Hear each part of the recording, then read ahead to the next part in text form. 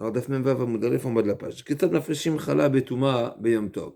Donc, on a vu dans la Mishnah précédente un lien entre le kazaït et la touma. On a fini par donner une explication, n'est-ce pas? Est-ce que c'est pour la touma? Est-ce que c'est pour la tara? D'abord la tara, après la touma. Tsirouf, ok. On a vu que les ilchot touma, ils ont à Pessah, il y a un nouveau paramètre. Alors qu'habituellement, le paramètre c'est kpeda. Est-ce qu'il est makpid ou pas makpid? Est-ce qu'il y a khatzita ou pas khatzita? À Pessah, il y a un nouveau paramètre. Pourquoi? Parce que dès le moment où il y a le chametz, il a une importance, c'est-à-dire il y a un devoir de l'éliminer, donc automatiquement il a une certaine importance, automatiquement on est forcé d'être makpid. Voilà, exactement. On est forcé d'être makpid. En France, simple, en simplifié. Donc que ce soit dans il Touma ou Tahara, donc c'était deux réponses, ou de Rava ou de Rav Papa, il y aura un chidouche à Pessah. Maintenant on va parler d'autre chose, un problème technique, une pâte. Quand on fait une pâte, on pétrit, il faut prélever la chala. Maintenant, la pâte en question, elle est devenue impure. On est pendant Yom Tov de Pessah et la pâte est devenue impure. C'est quoi le problème? Le problème est que de prélever de la pâte impure, de prélever de la trauma, donc la chala, c'est de la trauma qui est donnée au Kohen. Le Kohen ne peut pas la manger en état d'impureté. Oui. Donc la pâte, elle est impure. Si je prélève, qu'est-ce que je vais faire avec? Je ne pourrais pas la cuire. La brûle alors, c'est fini. Mais je ne peux pas la brûler non plus. Pourquoi? Parce que je peux brûler seulement. Je peux seulement brûler, je peux seulement cuisiner. Mais brûler des kodachim, on ne brûle pas. Donc il y a un problème ici. Je suis entouré de trois problèmes. D'un côté, si je dois prélever. Si je ne prélève pas, tout va devenir hametz. Si je prélève, c'est tamé. Donc le prélèvement, il va être problématique. Et je ne pourrai pas le brûler. Donc qu'est-ce que je fais? Donc là, on va donner plusieurs possibilités. Ketzad mafreshim chala betuma beyom tov. Donc comment prélever la chala alors que la pâte est impure et on est yom tov. Donc si c'est pas yom tov, si c'est pas Pessah, il n'y a pas de problème. Tu prélèves, c'est tamé, qu'est-ce que tu vas faire? Il n'y a rien à faire. Tu as prélevé et il ne sera pas consommable. Tu vas le brûler, il n'y a pas le choix. Si c'était pas yom tov, c'est chol hamoed, également, il n'y a pas de problème. Tu prélèves, tu le brûles, tu peux brûler, il n'y a pas de problème. Mais si c'est yom tov, tu as un problème. On va les jeter, yom tov. Où? Jeter où? Dans les toilettes, quelque chose là. Alors c'est une bonne question. Tu demandes pourquoi on ne l'élimine pas différemment. On va voir ici les différentes solutions. L'agma dit comme ça. Rabbi Eliezer, Omer, c'est ce que tu fais. L'otikra lachem atchete a fait. Tu vas pas appeler le prélèvement. Tu vas pas tu vas pas faire le prélèvement. Donc tu vas pas faire créer Hachem. Tu vas pas désigner. Tu vas pas nommer la pâte chala. Qu'est-ce que tu fais? Ah, tu donnes un autre. D'abord, non. Tu dois prélever. Mais tu sais ce que tu fais? D'abord tu la cuisines, tu l'enfournes. Comme ça, tu n'as pas de problème de chametz. Une fois que c'est du pain, tu le prélèves. Et ça, il n'y a pas de problème. Pourquoi il n'y a pas de problème? Parce que tu n'auras pas besoin de le brûler. Non, parce que tu vas le brûler après. L'essentiel, c'est que tu auras évité le problématique de chametz. Encore une fois, si tu prélèves, ça c'est de la chala. C'est de la chala, c'est de la trouma. De la trouma qui n'est pas consommable. Donc si elle n'est pas consommable, tu ne peux pas l'enfourner. Parce que tu peux enfourner ce qui est mangeable, mais ça c'est pas mangeable. Donc tu ne peux pas l'enfourner. Donc d'abord tu l'enfournes. Et après, tu l'appelles chala. Donc, c'est Rabbi Eliezer. L'autre, ikra lachem, achete a fait. Premier avis. Rabbi Eliezer. Ben Beter Omer, t'as-tu le betsonen? C'est ce que tu fais. Tu la mets dans l'eau. Le fait de la mettre dans l'eau froide, comme on a dit hier, l'eau froide, ça stoppe et ça ralentit la fermentation. Donc, t'as-tu le betsonen? Voilà, pour l'eau froide. L'eau froide, ça d'accord, c'est le betsonen. Amar Rabbi Yoshua, lo zeu chametz shemuzarim alav bal yaroba limatzeh. Et la mafreshato minachata ta'erev v'imichmitza echmitza. Rabbi Yoshua nous dit un grand chidouche. T'es pas concerné par ce chametz. Incroyable. L'osé ou chametz chez Mouzarim le bal yaroba limatzeh. Et la mafreshato, tu es mafriche. Ah, tu pourras pas le cuisiner, tu peux pas le brûler. Tu en as rien à faire. Tu laisses. Si ça devient chametz, ça devient chametz. Pourquoi? Parce que c'est du chametz qui n'est pas consommable. N'est-ce pas? On va voir dans la Gemara. Elle dit c'est un chametz qui ne t'appartient pas. Puisqu'à qui il appartient? Il est au Kohen. Et le Kohen, il ne veut pas le consommer. Donc lui aussi, il n'est pas concerné. On va voir comment. Pardon? Il n'a personne. Donc c'est pas du Khamet, pas de problème. On va voir dans la Gemara. Donc donc c'est ni à toi, ni au Kohen, ni à toi, parce que tu as déjà prélevé, mais ni au Kohen, parce que le Kohen n'est pas pris possession. Donc c'est à personne. Rabbi Yoshua dit un grand chidouche. Et Bémet, il faudrait comprendre deux choses. Pourquoi Rabbi Yoshua, donc effectivement, Rabbi Yoshua il donne un grand chidouche, mais est-ce qu'il n'est pas d'accord avec, pourquoi il ne serait pas d'accord avec Rabbi Eliezer? Et Rabbi Yoshua et Ben Beter aussi pareil, pourquoi il n'est pas d'accord avec Rabbi Eliezer? C'est quoi le problème d'attendre? Alors effectivement, c'est sûr que les Khatrida, quand est-ce que s'impose le devoir du prélèvement? C'est dès le moment où tu as fait la pâte. Dès le moment où la pâte, elle est pétrie, tu dois prélever. D'attendre après la cuisson, c'est un bdiavad. Ah, Parce que c'est marqué, dans la chala, c'est marqué, Reshit harisotechem, tarim uterum al Hashem. Donc c'est quand tu pétris. Harisotechem, ça c'est une fois que tu as pétri. C'est avant la cuisson. La cuisson, c'est pas l'essentiel de la mitzvah. Mais on va voir tout ça dans la Gemara. La Gemara dit, Lema, c'est quoi le sujet de discussion ici? Lema betovatana kamiflige. C'est quoi le point de discussion? À qui appartient? Est-ce que Tovatana, c'est un sujet qu'on retrouve dans plusieurs endroits, et essentiellement ici dans Matnot Keuna, le Israël, n'est-ce pas, ce qui va prélever, ça ne lui appartient pas, ça appartient au Cohen. Mais il a peut-être un intérêt dans ce prélèvement. C'est quoi? C'est qu'il est en mesure, c'est-à-dire la Torah lui a donné le droit de choisir à qui va donner. Donc c'est un certain avantage. Moi j'ai de la trouma à distribuer, ok? ah je serais avec aucun que je veux alors. Mais ce plaisir-là que tu as, cet intérêt, ça vaut de l'argent ou pas? Bien sûr. Si ça vaut de l'argent, donc tu es propriétaire. Ouais, voilà, ouais. Donc tu es propriétaire t'es propriétaire indirectement de cette Ce plaisir. propriété et donc de ce Hametz. Hmm. Donc si tu penses que la Tovatana, le fait que la Torah te donne le choix de choisir à quel Kohen tu donnes, c'est quelque chose qui a une valeur et donc automatiquement tu possèdes une certaine valeur à travers la Chala. La Chala elle-même ne t'appartient pas. Mais dans la Chala, il y a une valeur indirecte qui t'appartient. Donc ça t'appartient. Un chidouche, hein. Donc c'est Tovatana, est-ce que Mammon ou pas? Donc là, Gemara veut proposer peut-être que le point de discussion, c'est est-ce que le choix de la personne de donner à qui donner est-ce que c'est une valeur ou pas? Si c'est une valeur, donc tu es propriétaire. Maintenant, on aurait pu dire que c'est une valeur virtuelle. On aurait pu dire que c'est une valeur, ok, mais elle n'est pas dans le. Mais quand on dit Tovatana Mammon, ça veut dire qu'il y a une valeur et je peux même la réclamer et je peux la. Donc c'est réellement un sujet qui est discuté dans plusieurs endroits. Et donc là, on va dire, ça va Tovatana Mammon. Rabbi Eliezer, il pense que le droit du choix à qui donner, ça s'appelle une valeur. Donc ça t'appartient. Donc tu n'as pas le choix que d'éviter que ça devienne Hametz. Comment tu évites le Hametz? D'abord, tu as intérêt que ça ne devienne pas Hametz. Et donc comment tu fais? D'abord, tu le pâtisses. D'abord, tu l'enfournes. Ouais. Et après, tu appelleras le nom. Parce que si tu appelais le nom avant, tu seras embêté. Ouais. Et Rabbi Yoshua Savar Tovatana et Namamon. Par contre, Rabbi Yoshua dit non. Tovatana et Namamon. Alors c'est intéressant pourquoi Rabbi Yoshua pourquoi dire ça dans Rabbi Yoshua? On aurait pu dire oui, Rabbi Yoshua, donc la troisième chita. Rabbi Yoshua qui dit l'osé, c'est le Mechila, je me suis embrouillé. La deuxième chita, c'est Ben Beter. Ben Beter dit dans l'eau froide. Ok, encore une solution. C'est une solution quelque part où on gagne que tu vas prélever avant et tu vas pas cuisiner quelque chose que tu ne peux pas consommer. Donc de mettre dans l'eau froide, c'est une solution qu'on verra pourquoi. Mais en tous les cas, entre le premier avis de Rabbi Eliezer qui dit que tu enfournes et Rabbi Yoshua qui dit t'as pas de problème, tu prélèves et tu es pas concerné par cet interdit, a priori ça voudrait dire que Rabbi Eliezer dit t'es oui concerné par l'interdit parce que tu as une appartenance dans ce prélèvement. C'est quoi l'appartenance que tu as? C'est la valeur du choix à qui donner. C'est une valeur, donc c'est une appartenance. Alors que Rabbi Yoshua pense que cette valeur-là, on va dire ce choix, ce droit, n'est pas un droit qui vaut de l'argent. En tous les cas, on ne considère pas. Monétaire, ouais. Voilà, c'est pas. Même, voilà, peut-être ça se monnaie pas. Et même si oui, ce sera compliqué. Mais même, en tout cas, le Hametz, on ne considère pas qu'il t'appartient. Le Hametz, il appartient au Cohen. Toi, tu as un choix à quel Cohen, mais c'est pas à toi. Ça s'appelle Mammon Cohen. Ok. Donc là, il dit non. L'Odekulan Mastavre Tovatana et Namamon. Non, même Rabbi Eliezer pense que Tovatana et Namamon.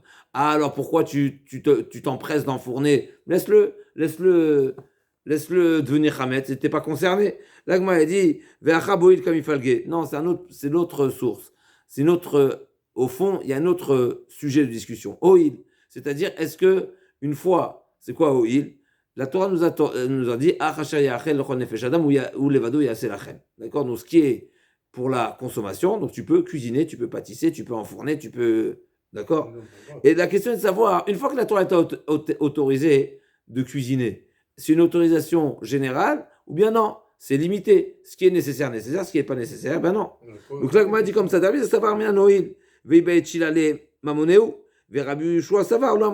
Ici, il y a un autre oil, mais là, un autre oil d'abord, c'est que en réalité, je peux faire marche arrière ici. C'est quoi je fais marche arrière? C'est-à-dire que un prélèvement, c'est comme un éder. Ah oui, je peux. Maintenant, je peux faire marche arrière, n'est-ce pas? Donc,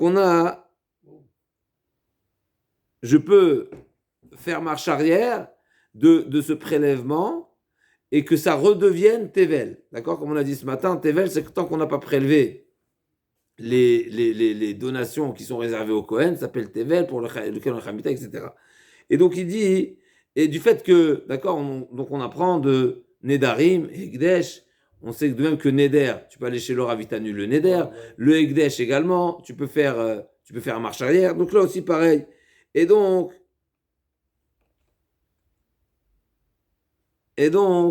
si tu peux faire marche arrière, donc ça peut t'appartenir. Donc si tu peux faire marche arrière, en théorie, tu n'as pas fait marche arrière, mais tu pourrais en réalité. Donc si tu peux faire marche arrière, eh ben on considère qu'il est encore à toi. Tant que tu peux faire marche arrière d'un bien qui ne t'appartient pas totalement, mais tu peux faire marche arrière qui t'appartienne à nouveau, moi ça veut dire qu'il t'appartient. Ça veut dire que tu es suffisamment, t'as suffisamment, le lien que tu as encore avec ce bien t'oblige de l'éliminer à Pessah, parce que si tu le souhaites, ben tu peux faire marche arrière, ça t'appartient. Donc c'est encore à toi, ça veut dire. Potentiellement, c'est à toi, donc c'est à toi. Donc Rabbi Eliezer, il dit, on dit Oil, donc tu peux faire marche arrière, donc c'est pas de la chala, donc c'est à toi, donc c'est ton chametz, donc tu es dans l'interdit. Rabbi Shua dit non, tu peux pas faire marche arrière, donc si tu peux pas faire marche arrière, c'est pas à toi, t'es pas concerné.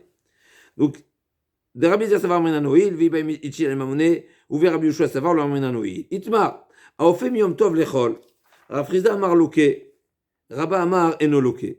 Celui qui a cuisiné, là on passe au deuxième sujet. Donc la Torah nous autorise de cuisiner pour manger. Maintenant, celui qui cuisine Yom Tov, mais pour le lendemain de Yom Tov, c'est une transgression ou pas? Et donc ça veut dire, est-ce qu'il sera loqué? Est-ce qu'il prendra des coups ou pas? Si tu dis que c'est une transgression complète, il prend des coups, sinon non.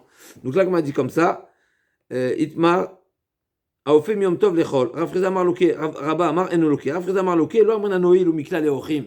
C'est le même type. C'est également une logique de Oil, c'est-à-dire quoi? Toi, tu as celui qui a cuisiné Yom Tov pour le lendemain. Mais peut-être qu'il y aura des invités. Donc peut-être cuisine en plus. Donc cuisine en plus, Chazak. Et donc, Lo Amrina Mikle Leochim Chazele. Donc du fait que c'est vrai que quand il a cuisiné quelque chose normalement qui est interdit. Mais peut-être qu'il va en avoir besoin. Et s'il en a avoir besoin, eh ben, il le consomme. Eh ben, l'interdit, il est inexistant, puisque ça se trouve que rétroactivement, j'avais cuisiné pour les invités, pour Yom Tov. Rabba Amar Enoloke Amrinan Oil. Oil, à savoir que. Donc, Rav Chizda dit, on ne dit pas Oil, parce qu'au final, dans son intention, c'était quoi? De préparer pour demain. Donc, au moment où il a cuisiné, dans l'intention que ce soit pour le lendemain, il a cuisiné dans l'interdit. Mais Rabba, il dit non. C'est vrai que la pensée, elle n'était pas là. Elle n'est pas bonne. Mais au final, l'interdit n'est pas encore réel, n'est pas encore défini, puisque c'est possible de le manger. D'accord? Bah ouais. Et donc, la Gemara fait ce lien-là entre les deux sujets de Oil, puisque la Gemara veut dire, on vient de voir ici qu'a priori, la notion de Oil, à nouveau, qui est dans un autre contexte, qui est est-ce que je peux faire marche arrière en théorie du prélèvement et donc ça devient mon chametz et donc je suis concerné et j'ai l'obligation de l'éliminer. La Gemara a dit que c'est une marloquette Rabbi Eliezer, Rabbi Yoshua. Donc peut-être que la marloquette ici Rabbi Vera Frisda, elle est également une marloquette de Tanaïm. Donc la Gemara a dit Rabba Ma'anoloke Amrinano, il a marlé Rabba Vera Frisda, l'idar d'Amarlo Amrinano, et Achofin Miyom Tov le Shabbat. Si c'est comme ça, alors comment tu prépares du Yom Tov? Alors, on m'a dit, bien sûr, c'est pas exactement pareil, mais c'est basé sur la même chose. On fait Yeruv Tavshilin. Oui, mais sur quoi c'est basé Yeruv Tavshilin? La Gemara dit, forcément, c'est qu'il y a une logique qui m'autorise de cuisiner en grande quantité aujourd'hui. C'est vrai que mon intention principale, c'est pour demain, mais il y a également une deuxième logique, c'est de dire que la grande quantité, peut-être j'en aurais besoin aujourd'hui. Parce que s'il y a des invités, ce sera nécessaire. Donc finalement, aujourd'hui, quand je prépare pour demain, c'est pas forcément pour demain. C'est aussi pour aujourd'hui. C'est potentiellement aussi pour aujourd'hui. Exactement. Potentiellement, même si c'est pas ma consommation pour demain. Voilà, même si c'est pas l'intention principale, mais c'est une possibilité également. Donc là, moi, il lui dit, Amar Rabba de Rav Chizda, les didar d'Amarlo Amrinan Oil, et Achofin Yom Tov le Shabbat. Amarli Mishum Yeruv Tavshilin. Il a dit alors, mais parce qu'on a fait Yeruv Tavshilin, il a dit alors, qu'est-ce que ça solutionne, Yeruv Tavshilin? Ou Mishum Yeruv Tavshilin, Sharinan Isura de Oraita. D'après toi, c'est un interdit de Oraita. Donc Yeruv Tafshilin, c'est quoi? Chachamim, ils ont effacé totalement un interdit de la Torah. D'après moi, c'est pas un interdit de la Torah. Pourquoi? De manière générale, sans Yeruv Tafshilin, c'est pas un interdit de la Torah. Pourquoi? Parce que je dis qu'il y a une logique. Il y a une logique de dire que finalement, ce que je prépare dans l'intention de le consommer demain, cette intention-là n'est pas déterminante à 100%, parce que peut-être que je vais changer d'avis, je vais faire marche arrière, j'aurai un besoin, et donc cette pensée-là, elle n'est pas Clair alors. voilà, elle n'est pas claire, c'est pas une finalité. Donc maintenant, je peux comprendre que Rabbanan ont dit, de toutes les façons, je ne suis pas dans un interdit de la Torah. Le Yeruv Tafshin va me permettre de dire que tu ne fais que compléter, etc. D'accord. Mais d'après toi, c'est un interdit de la Torah. Comment Rabbanan, ils ont effacé un interdit de la Torah avec le Yeruv Tafshin? C'est magique. Yeruv Tafshin, c'est magique.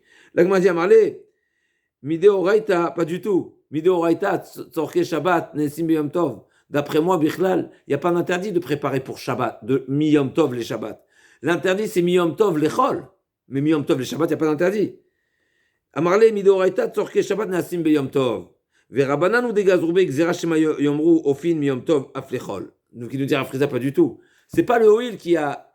Le Yeruv Tafshilin, il n'est pas basé et fondé grâce au Oil, comme toi tu dis Rava. Moi je pense que Bichlal, on a le droit de préparer de Yom Tov à Shabbat. Parce que de Yom Tov à Shabbat, ça rentre dans l'autorisation.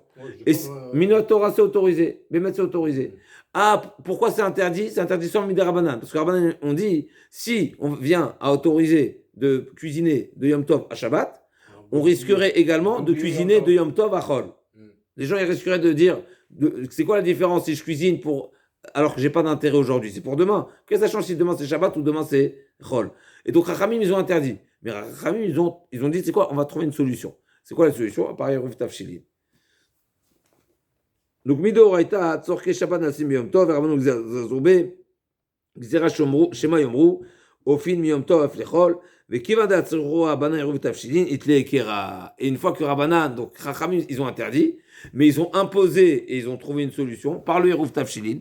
Le Yeruv Tafshilin, c'est une technique. C'est pas le sujet ici, c'est plus dans Betsa. C'est une technique qui va me permettre d'instaurer un équerre, donc un rappel, n'est-ce pas? C'est comme le hérouve. Tous les hérouves, en réalité, c'est un rappel. Ouais, c'est un rappel pour ne pas que tu viennes à confondre avec la voie publique, pour ne pas que tu viennes de confondre, n'est-ce pas? Hérouve Khatzerot, hérouve Troumin, ou pour ne pas. D'accord? Donc c'est une manière de ne pas confondre, de ne pas t'oublier. Là aussi, ils ont dit, tu sais quoi? Prépare déjà un aliment avant Yom Tov. Tu prépares un aliment pour Shabbat. Pour te faire oublier pour te souvenir qu'en réalité, ce que tu prépares de Yom Tov à Shabbat, c'est exceptionnel. C'est seulement Yom Tov les Shabbat, pas Yom Tov les Chol. Donc on a une marlouquette ici. Donc on a une double marlouquette. On a une marlouquette de Ho'il, et on a une marlouquette, est-ce que Minatora, c'est interdit de préparer Yom Tov les Shabbat? Troisièmement, est-ce que c'est interdit Mideoraita de préparer Yom Tov les Chol? Rafriza, il dit Yom Tov les Chol, c'est interdit Minatora, Yom Tov les Shabbat, c'est autorisé. De Yom Tov à Shabbat, c'est autorisé. Rabba, il dit non. Même Yom Tov, l'échol, c'est autorisé. Minatora, autorisé. C'est pas Chayav Malkout. Donc il n'est pas dans l'interdit formel. D'accord? L'Agma a demandé Tivé. Bema Mesoukenet. Donc là aussi, c'est une Mishnah dans Betsa. Bema Mesoukenet. Une bête qui est mourante. D'accord? Donc on craint qu'elle meure. Ouais. Et si elle meurt, ben ce sera Nevela, j'aurai rien à faire avec, je vais la perdre. Donc tu la gorges. Donc je la gorge avant qu'elle meure. D'accord? On est bon? Donc je l'égorge avant qu'elle meure. Maintenant, si je l'égorge avant qu'elle meure, mais il faut que je puisse en profiter. Je ne vais pas l'égorger et la consommer après Yom Tov. Donc il faut que j'ai suffisamment le temps, on est encore dans la journée, de manière à ce que j'ai suffisamment le temps d'en profiter. Donc ça veut dire qu'il faut que j'ai suffisamment de temps pour pouvoir le cuisiner pendant Yom Tov. Ouais. Donc si on est une minute avant la tombée de la nuit, ben, tu ne pourras pas le faire. Parce que tu n'as pas le temps. L'Agma a dit qu'il y a Rabbi Akiva qui dit il y a même une partie parce qu'il faut la saler. Et donc il faudra trouver une autre solution sans salaison. Et il y a des parties qu'on n'a même pas besoin il y a même pas besoin de griller. On peut la manger crue. Donc il y a des parties, d'accord, donc des chidushim là-bas. Comment je fais pour autoriser cette shrita si on est Yom Tov, d'accord, et pour ne pas que je vienne à perdre une grande valeur de la bête qui va mourir. Donc l'Agma a dit, Bema mesukenet lo yishrot, ela kedei שיכול לאכול, emena kazay tzalim beodium. Si j'ai le temps de shriter et de la griller avant la tombée de la nuit, donc je suis encore en même temps, ben j'ai le droit, parce que j'ai le droit de shriter une bête, même si j'ai besoin seulement d'un kazaït. Ouais. D'accord. Donc là, Gma a dit, Yachol le'echol, afalgav delo ba'el mechal, et donc d'ici j'en déduis que si j'ai le temps de quoi le préparer, même si je ne vais pas finir par le préparer, j'ai le droit de la shriter. Encore une fois, c'est marqué. Tu sais, tu as le droit de shriter si tu as suffisamment de temps pour pouvoir griller. Mais c'est pas marqué que tu dois griller, que tu dois manger. Pouvoir. Pouvoir. Donc si tu me dis que tu dois pouvoir, même si au final, donc ça veut dire que je peux que de shriter de Yom Tov à Chol, ben c'est pas un interdit. Sinon comment Khamiz aurait autorisé? Donc là, Gma a dit Afalgab, Delo Ba'el Michal, Bishlam al Amre O'il. Alors O'il, Ba'el Michal Matzeachid, Mishum Achi Yishrot. D'après moi, Rabat, qui dit cette logique de O'il.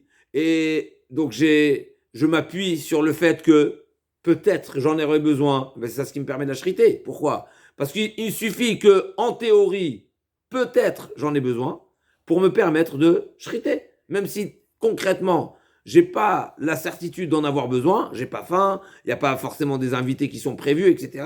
Mais possible que oui, ça suffit. Donc d'après moi, je comprends le possible. Mais d'après toi, Rafrizda, tu dis pas Oil. Alors pourquoi c'est autorisé de shriter? Même si tu vas pas. Peut-être j'ai besoin. Parce que tu Mais sauves la bête. oui, mais ça ne change pas. Mais sauver la bête. perte. Oui, mais sauver la bête, ça ne, c'est pas. T'as pas le. Et alors? C'est Yom Tov. Ah. T'as le droit, justement, c'est ce que la Mishnah nous dit. Tu n'as le droit d'égorger seulement si tu veux consommer. Et donc, d'après Rafrizda, on devrait dire seulement si tu vas consommer concrètement.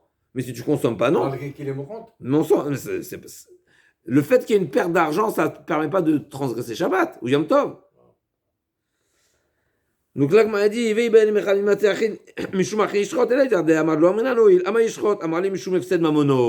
effectivement, comme tu dis, Mishum Efsed Mamono. Mais là, avait demandé, et quoi? Mishum Efsed Mamono, Sharinan, pour ne pas qu'il perde l'argent, on va lui permettre de transgresser Yom Tov. Ou Mishum Efsed Mamono, Sharinan, Isura de Oraita, a priori, d'égorger, Netilat Neshama, n'est-ce pas, d'égorger une bête pendant Yom Tov, si ce n'est pour l'autorisation de la consommation. Mais t'es pas autorisé. Donc qu'est-ce qui t'autorise de shriter pour ne pas perdre de l'argent? L'Agma a dit à Marléin, oui, effectivement, c'est autorisé de shriter pour ne pas perdre de l'argent. Pourquoi? Parce que Mishum Efsed Mamono, Gamar Belibo Lechot Kazaït, Veifchar le Kazaït Basar Belo Shrita. Parce qu'en réalité, c'est ce qu'on dit. On dit que le propriétaire, il se dit, oh, je suis en train de perdre 50 kilos, 100 kilos de viande. Donc, je veux manger de la viande. Oui. Ah, il s'autorise, ouais. Non, donc pourquoi il shrite? Parce qu'il veut manger. Pourquoi il veut manger? Parce que sinon il perd de l'argent. Ouais. Donc en réalité, donc en réalité c'est un détournement, Razak. En réalité, le fait que la bête est dans une situation critique, donc l'Agmara nous le fait à l'envers. L'Agmara nous fait à l'envers. C'est pas qu'on autorise de transgresser Yom Tov pour ne pas perdre de l'argent. Non, du fait qu'il y a de l'argent en jeu. Donc je me trouve que je veux pas perdre la viande, donc je veux la manger. C'est ça ce que le fait de manger. Donc je veux manger, donc si je veux manger, j'ai le droit de shriter. Voilà. Ah maintenant au final, je vais pas manger immédiatement, ok, mais en réalité, au moment où je shrite, c'est parce que je veux manger. Bah. Mais c'est un grand ridouche, c'est très fort. D'accord? Alors, juste on va voir sur quoi. Cette logique, elle s'applique seulement, ça veut dire même s'il est rassasié, d'accord? Donc admettons, il sort de table. Il a déjà mangé une seouda. D'accord.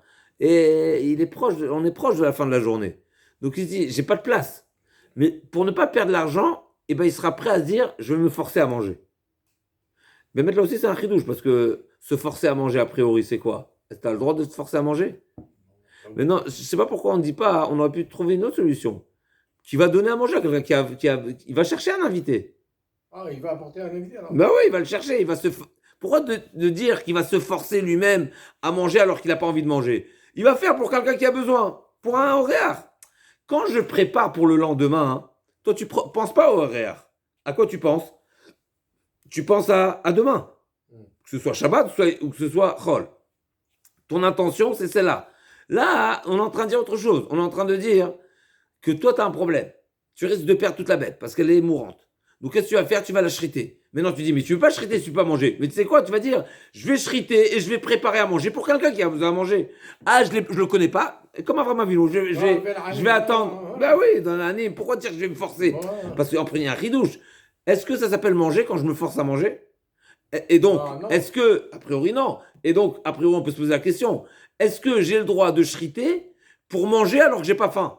Alors que je suis à rat, parce que si je suis pas à rat, si j'ai la place de me faire un kiff, ben je vais me faire un kiff. Un kazaït, c'est quoi? C'est la tête d'une olive, c'est quoi? Donc, et là, on parle d'un cas où il n'a même pas la place de se faire un kiff, n'est-ce pas? D'accord? C'est pas ce qu'il dit. Il est déjà saturé de viande. D'accord? Alors, t'as qu'à dire qu'il pense à quelqu'un d'autre. Donc, j'ai un petit peu. C'est deux questions. D'abord, pourquoi Rachid parle seulement de lui-même et pas quelqu'un d'autre? Et deuxièmement, il en découle un chidouche que si il est saturé de viande, on devrait dire a priori c'est achilagassa. Achilagassa, c'est pas achila. Est-ce que tu as le droit de préparer pour une achilagassa? C'est une bonne, une petite remarque. Rachid nous dit, Mechila, donc Rachid nous dit sur cette réponse de Rav Frisda. Rav Frisda a dit, tu sais sur quoi s'appuie l'idée de Eruv Tafshilin qui nous permet de préparer Miyom Tov le Shabbat? C'est parce qu'en réalité, Minadin, on peut préparer Miyom Tov le Shabbat, Minatora. Pourquoi? Il n'y a pas d'interdiction. Et c'est pour ça qu'ils ont interdit, de peur qu'on vienne à préparer pour. Alors, si voilà, c'est un guéder, pour ne pas qu'on vienne à préparer Miyom Tov les Chol. Et quand il y a un Eruv Tafshilin, c'est un rappel. Le rappel nous permet de revenir à l'autorisation de Horaïta. Mais non, mais maître, c'est quoi l'idée? Pourquoi on a le droit de préparer Miyom Tov les Shabbat? C'est quoi la différence entre Miyom Tov les Chol, Miyom Tov les Shabbat? Pourquoi Miyom Tov les Chol, tu n'as pas le droit? Parce que la Torah ne t'autorise de cuisiner seulement pour Yom Tov. Et pour Chol, non. Mais pour Shabbat aussi, pourquoi ce serait autorisé?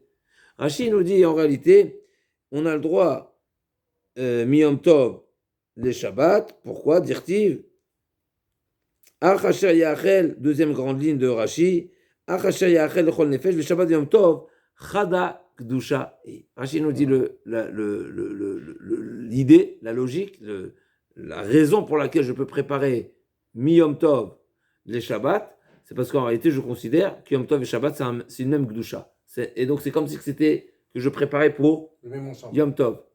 Même si Shabbat, c'est pas Yom Tov c'est pas Shabbat, mais c'est autorisé. Ça s'appelle pas le lendemain. C'est comme c'est un ensemble. Et des Tarvayou, Rachid ajoute, des Tarvayou, Shabbat Ikrou, parce qu'on sait très bien que Yom Tov s'appelle aussi Shabbat. Où on a vu ça? Dans Pessar Dafka. Dans Pessar, on a vu, c'est marqué Mimachot Shabbat. C'est quoi Mimachot Shabbat? C'est pas le lendemain de Shabbat, c'est le lendemain de Pessar. C'est marqué que le Korban en mer, on l'amène quand? Le 16 Nissan. Le 16 Nissan. Le 16 Nissan, c'est pas le lendemain de Shabbat, c'est le lendemain de Yom Tov. Et on voit que la Torah, elle a appelé Yom Tov Shabbat. Donc il dit, il n'y a pas de problème. Yom Tov s'appelle Shabbat, Shabbat c'est Shabbat, donc j'ai le droit. Le Pnei Yoshua, il dit à ce sujet-là, je vais même t'amener une preuve que Shabbat et Yom Tov, ils ont un point, ils sont suffisamment similaires et comparables à tel point d'autoriser, comme elle dit la Gemara, de préparer du Yom Tov à Shabbat. La preuve en est, c'est qu'on sait que les korbanot, n'est-ce pas, les korbanot de Shabbat, n'est-ce pas, un korban de la veille de Shabbat par exemple, un korban de Shabbat, oui, on peut brûler sur le misbéach. Si on n'a pas finalisé de brûler les Evarim sur le misbéach, eh ben on peut les brûler Yom Tov. Comment se fait-il? Arrête, si c'était un korban de la semaine, on n'aurait pas pu le faire Yom Tov. Donc ce qu'on a le droit de le faire, c'est seulement parce que Yom Tov et Shabbat, c'est la même chose. Donc il nous dit le choix, de même que Chelve Shabbat, les Chalavim, d'accord, Ekter Chalavim ve Evarim, les Chalavim, le Chelev, n'est-ce pas, qui est brûlé sur le Misbéach, le Korban du Shabbat, on a le droit de brûler Yom Tov, ça montre que Yom Tov, c'est Shabbat aussi. Sinon, on n'aurait pas eu le droit. La preuve en est que celui de la semaine, je ne peux pas le faire Yom Tov. Alors, ce qui est intéressant, c'est que je ne sais pas si c'est à double sens. Ou Kmo Kerevim Chelve Yom Tov Yom Tov, Kerevim Chelve Shabbat Yom Tov. Maintenant, c'est intéressant. Est-ce que je dis l'inverse aussi? Est-ce que les Chalavim de Yom Tov, je les fais Shabbat? Mais même si non, ce ne serait pas une question. Pourquoi? Parce que là, il y a un terre de bichoul. Là-bas, il n'y a pas de éther de bichou. Ok. Mais c'est là. Alors, là, m'a dit, Itivé, lechem apanim. On avance. Lechem apanim. Nechal, letisha, le asara, le echad lo pachot velo yoter. Des fois, le lechem apanim, n'est-ce pas, on sait que le lechem apanim, quand est-ce qu'il était positionné et quand est-ce qu'il était distribué? Mi Shabbat les Shabbat. Quand est-ce qu'il était cuisiné? Quand est-ce qu'il était cuit? Quand est-ce qu'on l'enfournait? Vendredi. Donc on le enfourne vendredi, on le pose Shabbat, et il est mangé quand? Le Shabbat d'après. Donc de vendredi à Shabbat, ça fait combien de jours? 9 jours. Non, de vendredi à Shabbat, c'est 9 jours. Vendredi, Shabbat, dimanche, lundi, mardi, mercredi, jeudi, vendredi, Shabbat. 9 jours. Donc le lechem panim, habituellement, il était consommé le 9e jour. Maintenant, si vendredi c'est Yom Tov, eh ben, automatiquement je vais le cuisiner quand? Jeudi. Donc ça fait 10 jours. Et s'il y a 2 jours de Rosh Hashanah, jeudi, vendredi, donc je vais le cuisiner quand? Mercredi. Donc au maximum, le lechem panim, il est consommé le 11 jours. Donc en général 9, des fois 10 et des fois même 11. C'est ce que j'ai dit. Donc nechalachi, les tisha, les asara, les achadasa, le parole de il n'y a pas plus et pas moins. Il n'y aura aucun cas de figure qui peut dépasser les 11 et aucun cas de figure où ça c'est consommé avant 9 jours. Pourquoi? Parce qu'à nouveau, le lechem panim, il est positionné vendredi, donc à l'entrée de Shabbat, de Shabbat à Shabbat. Donc Shabbat, vendredi, on l'enfourne. Et quand on retire les autres, on met les nouvelles. Ouais. Plutôt, on met les nouvelles, on pousse les anciennes. Ok. Donc là-bas, il y a un ordre. Comment on le met? D'abord, on met. Est-ce que. Si je ne me trompe pas, c'est marqué en mettant les nouvelles, on retire les autres. D'accord? On n'a pas le choix de toutes les façons, mais. Ok. En tout cas, l'agma a dit Ketsat, Kedarko, le Tisha. Pourquoi? Habituellement, il est consommé, il est distribué le 9e jour. Pourquoi? Nefa Berev Shabbat. Il est enfourné vendredi. Nechal Be Shabbat. Il sera mangé le Shabbat après. Donc c'est le Tisha. Chal Yom Tov Liot Berev Shabbat. Si vendredi c'est Yom Tov, Nechal le Shabbat le Asara. Donc le Shabbat d'après ce sera le 10e. S'il y a 2 jours de Rosh Hashanah, Shem Tovim Rosh Hashanah, Nechal le Shabbat le Chadasa, 11e. Les filles, pourquoi? Les filles Sheno Dochelo et Shabbat et Yom Tov. De cuisiner, d'enfourner le lechem apanim, ça ne repousse ni le Shabbat ni le Yom Tov. Pourquoi? Parce que tu n'as pas de mitzvah de cuire le pain. Tu as une mitzvah de le Yaroch Oto, mais comment c'est marqué? Il sera dressé. Donc c'est pas une mitzvah. Ce que tu dois faire, c'est Doché Shabbat, même la Shrita. Tu fais les korbanot Shabbat. Donc ce que tu dois faire, tu fais. Mais ce que tu ne dois pas faire, tu ne le fais pas. Ni Shabbat ni Yom Tov. Donc il n'y a pas de mitzvah. Et donc d'obligation de l'enfourner Shabbat, donc ça repousse ni Shabbat ni Yom Tov. L'agma dit, viens, Mahart, d'après toi Afriza qui dit, que Tzorke Shabbat, Nesim Yom Tov, on a le droit, Minatora, de préparer Yom Tov les Shabbat. Alors pourquoi si Yom Tov c'est vendredi, tu ne peux pas cuisiner, tu ne peux pas préparer le Lechem Apanim pour Shabbat d'après, le vendredi? C'est quoi le problème? V'yamar tzorke Shabbat nesim Yom Tov, amaylo dache Yom Tov. Amarle, shvut kerova itiru, shvut rechoka lo itiru. Shvut, c'est un interdit de Horaïta, donc c'est un shvut, un interdit des Rabbanan. Pardon, c'est l'appellation qu'on a l'habitude de donner à une interdiction qui est mise des Rabbanan. Maintenant, ici, effectivement, ce que la Torah t'a permis de préparer mi-Yom Tov les Shabbat, c'est pour le Shabbat qui est tout proche. Qui va succéder le Yom Tov. Donc normalement, effectivement, si tu as besoin de consommer, tu as besoin de préparer à manger pour le Shabbat qui va suivre le vendredi qui est Yom Tov, ça t'as le droit. Donc mi-Yom Tov, les Shabbat, tu as le droit. Mina Torah, tu as le droit, sans Eruv Tafshin. Eruv Tafshin, c'est Midera Banan. Donc tu as le droit de préparer mi-Yom Tov, les Shabbat. Mais pour quel Shabbat? Pour le Shabbat qui va suivre, pas une semaine après. Proche. Voilà, proche. L'agma dit, d'après Rabbi Shimon Gamliel Damar, Mishum Rabbi Shimon ben Zazgan dochet Yom Tov, et nous dochet et Yom Tzom, Maïka Lema. Ah, il y a un autre avis qui dit effectivement que oui, c'est dochet Yom Tov, Veno dochet et Yom Tzom, c'est-à-dire que on pourra enfourner le Lechem Apanim vendredi si ça tombe Yom Tov, mais on ne pourra pas enfourner le pain le jour de Kippour.